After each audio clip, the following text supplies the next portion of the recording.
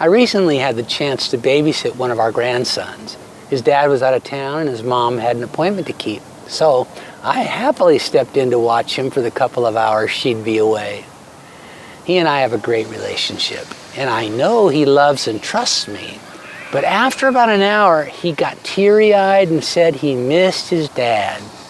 I know part of it was just that he was tired and hungry, but I also know that separation anxiety is a real thing. And with his mom's comforting hug temporarily unavailable, my reassurance that his dad would be home in just a couple of days wasn't enough. His little heart was troubled. I'll bet you know what that word means without me telling you, because it's not just something kids go through. You've experienced it yourself. But just for the record, it's translated from a Greek word meaning to be fearful, distressed, agitated, restless, perplexed, stirred up, or in pain. And I want to suggest that when we feel that way, a similar kind of insecurity is at its root. We become vulnerable to it when our circumstances conspire to make us feel God is distant and His comfort unavailable.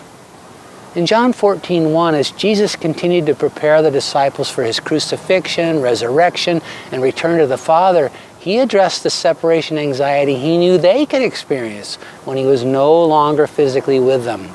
And He told them exactly what to do whenever their hearts were troubled. He told them to believe.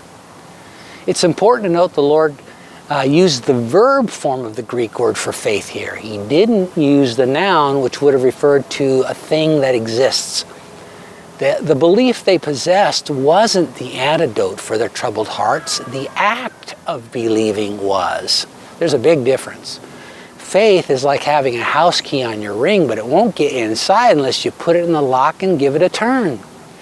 Jesus was teaching them that dealing with a troubled heart would require more than having faith.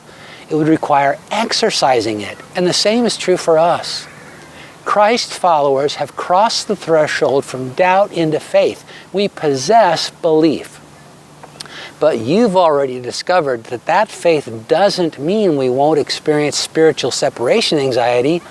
Trying times that blunt our sense of the Lord's presence and tempt us to feel alone to face them call for the verb form of our faith.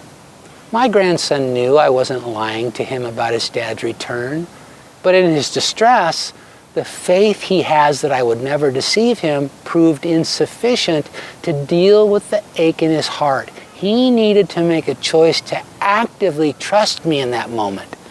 And in the same way, our times of struggle always provide us with the opportunity to exercise the faith we have in the love of Jesus by choosing to believe in Him. Is your heart troubled? Are you fearful, distressed, agitated, restless, perplexed, stirred up, or in pain? Does it feel like you're somehow on the outside looking in on the Lord's comforting presence? Put the key in the lock and give it a turn. Make the choice to actively trust your Savior's love right now.